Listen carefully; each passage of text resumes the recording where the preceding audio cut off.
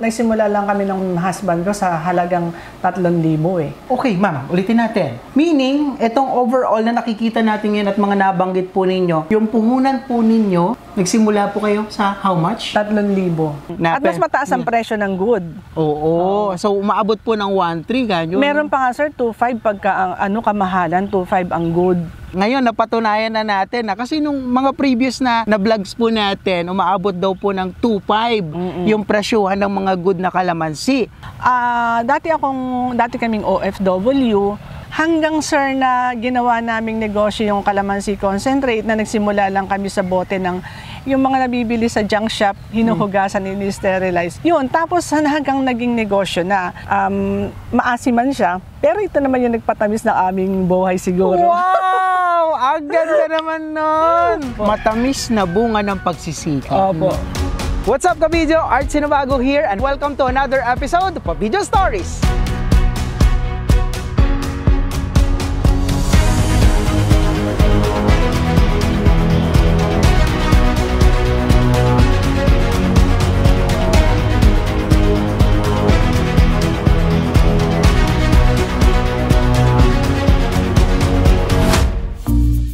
What's up mga kabidyo? Kamusta po kayo? For today's video, nandito tayo ngayon sa Barangay Estepona, sa bayan po ng Pura, sa lalawigan po ng Tarlac, na kung saan ating bibisitahin ang isang calamansi farm at kikilalanin po natin ang successful na may-ari dito. So, let's go!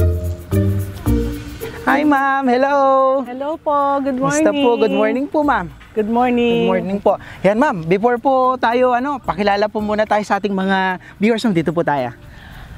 Magandang umaga po. Ako po si Cecil Corpus from Pura, Tarlac. Isa po akong calamansi processor and meron din po kaming maliit na farm ng calamansi na pinagkukunan po namin ng paggawa ng aming mga calamansi juice. Wow! Ma'am, nabanggit ninyo, maliit na farm. Gaano po ba kaliit itong farm po ninyo? Sir, bali 4 na hektarya po ito, pero hindi naman po solo ko itong farm na ito. Okay, so may mga partners po kayo. Po. So ma'am, kailan po na-establish itong farm na ito? Matagal na po ito sir, mga nasa 2005 na ito sinimulan tamnan ng kalamansi. Kaya po hanggang ngayon ay inaanihan pa rin namin ng kalamansi. Wow! So ibig sabihin ma'am, kung 2005, ano na ngayon, 2024. So almost how many years na po yun? 19. 19 years? Wow! So itong ma'am, itong mga kalamansi na nakikita natin ngayon, parang ilang taon na po ito? Ito sir, matatanda na po, mga nasa 14 years. Pero ipinoproning ito sir. Okay. Para manatili siyang maganda, nagdadahon ng bago, para maganda ang bunga.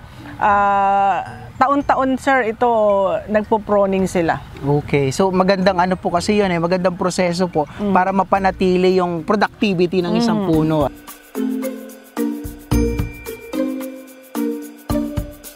Ma'am, dito po sa area po ninyo, let's say itong 4 hectares po ninyo, may idea po kayo ma'am kung ilan pong mga puno ang nakatanim dito? Meron po itong mga 4,000 na tanim na puno ng kalamansi. Kaya lang sir, siyempre pagka masyado magkakadikit, hindi magandang mamunga ang puno ng kalamansi. Hindi sila masyado nagbubunga, hindi masyado nagbubulaklak ng maganda. Okay.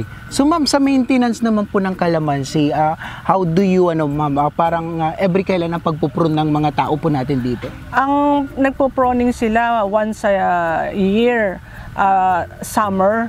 Okay. Then sa pangangalaga naman, kailangan regular ang pagpapatubig, abono, kasi kung hindi rin sila mamumunga ng maganda. Regular. Opo, hindi mamumunga ng regular. Maliliit ang bunga, tapos ang puno, hindi rin sila maganda ang mga dahon, hindi maganda ang dahon. Yung kabuuan, hindi maganda yung puno, hindi makaka-harvest ng maganda.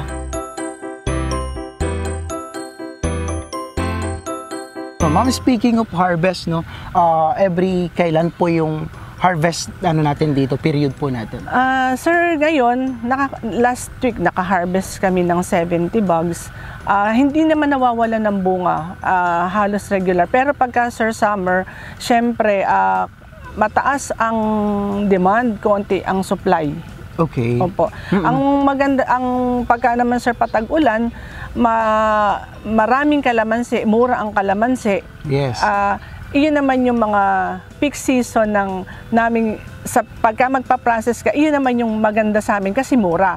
Yes. Pagka naman sir sa summer, yung mga nag-bare months na, mahal na ang kalamansi. Pero sir, marami rin naman na pagkakataon na siguro dahil na rin sa climate change, marami sir, kuminsan maraming kalamansi na akala mo before na wala. Pero ngayon, marami. Yes. Yung parang na, siguro nga dahil sa climate change, nagkakaroon ng pagbabago ang pagbubunga ng kalamansi.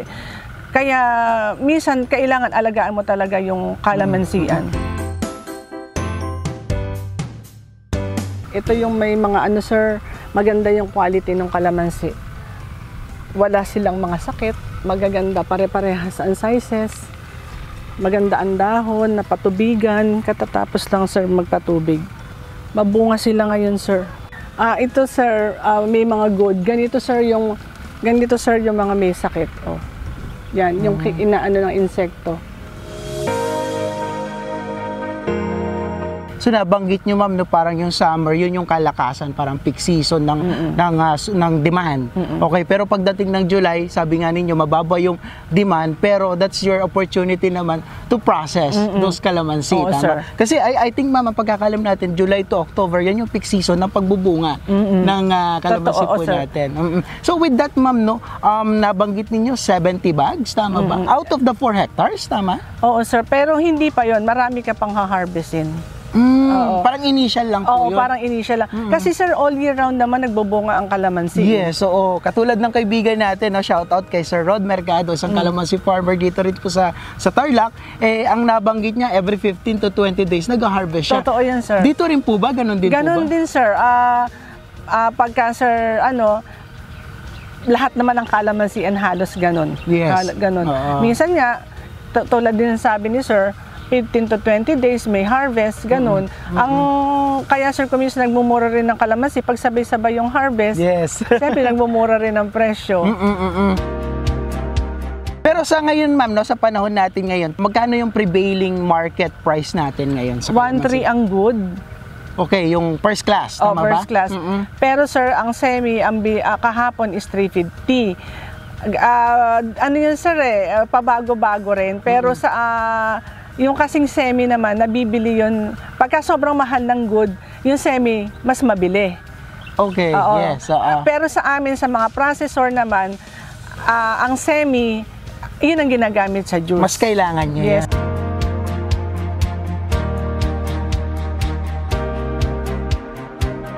Kasi nagpitas ng kalamansi ganito, hindi dapat nabubutas ng ganito. Yan, dapat hindi ganito. Kailangan pag nagpitas, hindi butas. Tapos sir, ito yung mga may sakit na kalamansi, ganyan. Yung kinakagat ng insekto. Yan yung mga hindi na nabibili sa palengke. Pero yung minsan sir, pagka okay pa ito, yung malalaki, pwede pa itong gamitin sa juice. Pero mas maganda sana yung good quality. Kasi nakaka-affect yun sa paggawa ng juice. The more na maganda rin ang semi, maganda rin yung juice. Hindi rin sir pwede kasi sa juice ang sobrang hinog, maglalasa siyang bulok. Kailangan talaga maganda yung medyo yellow na mag-green. Hindi pwede yung ma-yellow na yung malalaki. Hindi siya pwede. Ma'am, just to inform our viewers na sa ating mga kabidyo, siguro ma'am, i-differentiate natin yung good at saka semi para at least alam po nila. Sir. Yung good po, maganda yung size, mag-green. Yun yung ginagamit sa mga resto, yun yung ginagamit na mga sausawan. Doon naman sa semi, yun yung naghahalong green and dilaw na ginagamit naman sa mga juices. Pwede rin naman sa sausawan, pero sa pagka nagpa-process ka, mas masarap ang semi, yung sinatawag na lagihay, mas makatas, mas masarap ang lasa, at saka pag ginawa mong juice, iyon ang angkop sa paggawa ng okay, juice. kasi mas parang ako lang parang ang tansya ko doon parang medyo manamis na siya. At saka makatas. Makatas. At saka maganda ang kulay. Yes. Okay, so yun po, no? Yun po yung difference ng good at saka yung semi. At mas mataas ang presyo ng good. Oo. So umaabot po ng 1.3 ganyan. Meron pa nga sir, 2.5 pagka kamahalan, 2.5 ang good. Imagine ngayon napatunayan na natin na kasi nung mga previous na vlogs po natin, umaabot daw po ng 2.5 yung presyuhan ng mga good na kalamansi. Kung imagine kung may 70 bags ka, no? Tapos 2.5 ang bentahan, no? So that's so much, di ba? Sir.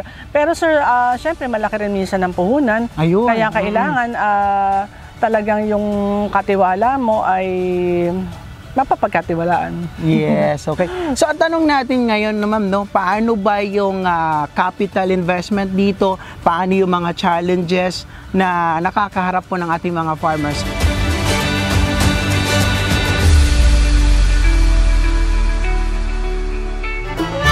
Ma'am, sa tagal nyo na pong nagtatanim, nagpo-produce ng ating kalamansi, no? Ano po ba yung dating trabaho niyo, ma'am, bago kayo napadpad dito? Usually sir, pagka magpapabunga ka, kailangan maghanda ka ng mga 300 to 350,000. So ibig sabihin, ma'am, malaki ang potensyal. Yes sir, napakalaki ng potensyal ng kalamansi kung pagsalarangan lang ng pagninegosyo. Kasi sir, napakalaki pa rin ang demand ng kalamansi sa ibang bansa.